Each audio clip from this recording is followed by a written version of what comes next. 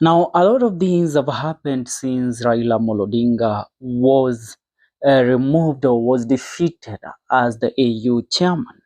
And one conversation that has started developing is that the Kenya Kwanza regime and also some members of Azimio la Umoja have started selling a narrative of division and politics of uh, tribal politics. That is what I mean. Now, when you look at what they have been making and the headlines that they have been hearing on their different social media, it will tell you a lot of what they think of the Kikuyu community. But one friend to President William Ruto and some of the people that have been close to President William Ruto is the former Gatondo Member of Parliament and former Cabinet Secretary of Trade Moses Kuria, who comes and hails from the Mount Kenya region. Kuria has taken these as personal as he could because these people have been dividing the country on tribal basis, yet they pretend to sell a narrative of unification of our whole country. Now, Kuria has exchanged bitter words with one member of parliament of Kapseret, Oscar Sudi, together with Kileleshwa MCA and blogger Robert Alai. The former cabinet secretary Moses Kuria has issued a strong warning against using tribal politics in campaigns for President William Ruto and opposition leader Raila Amolo Odinga. In a message to Kileleshwa MCA Robert Alai and Kapseret MP Oscar Sudi, Kuria emphasized that playing the tribal card would benefit only the former Deputy President Rigathi Gachagua and his allies rather than Ruto.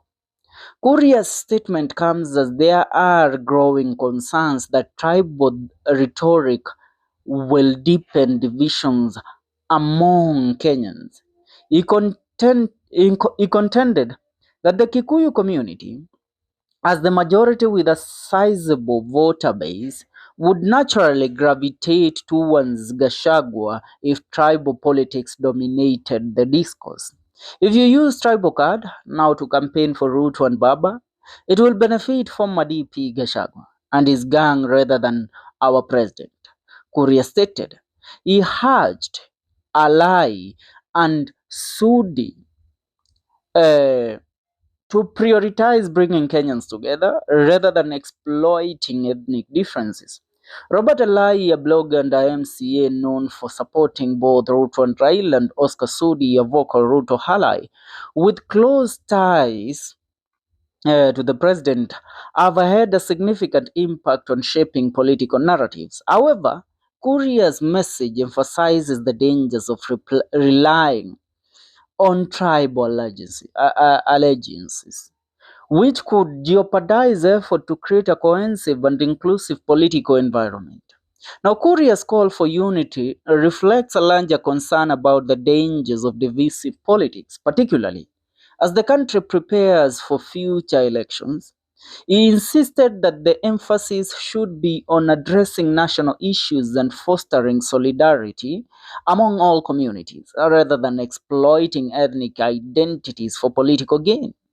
As Kenya navigates its complex political landscape, Korea's warning is a timely reminder to prioritize unity over division.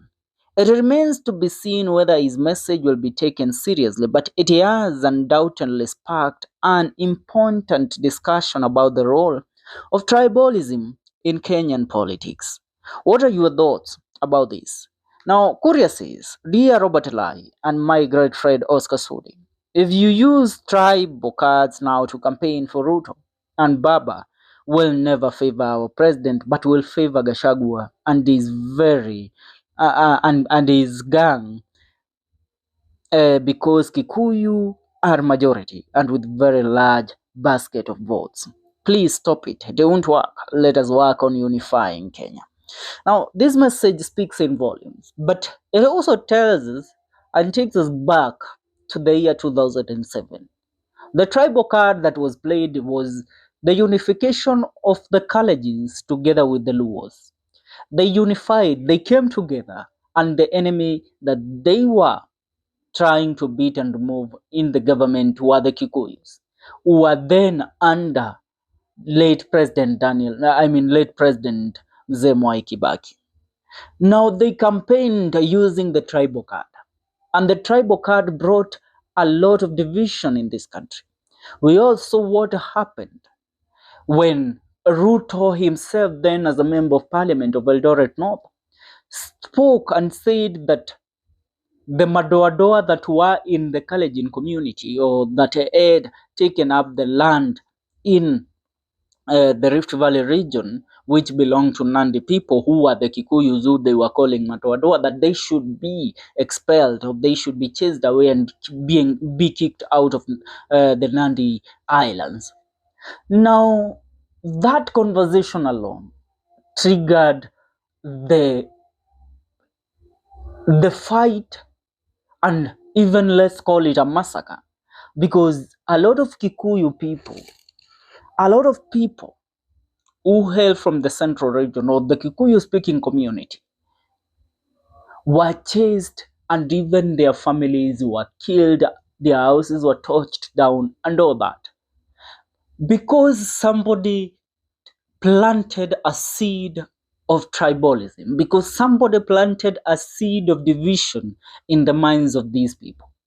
The president has been quiet, allowing his allies to continue selling the narrative of political division, to continue selling the narrative of it's us against them. He has been quiet when a member of parliament stands before people and say that we will alienate the Kikuyu community from development. We will make sure that the Kikuyu will never see any development. We will make sure that the Kikuyus will stay out of power for the next 100 years. These are the same theatrics that were deployed in the year 2007, and this saw our country face one of the most difficult times in the history of the Republic of Kenya when it comes to politics. And not only in Kenya, I will take you to Rwanda.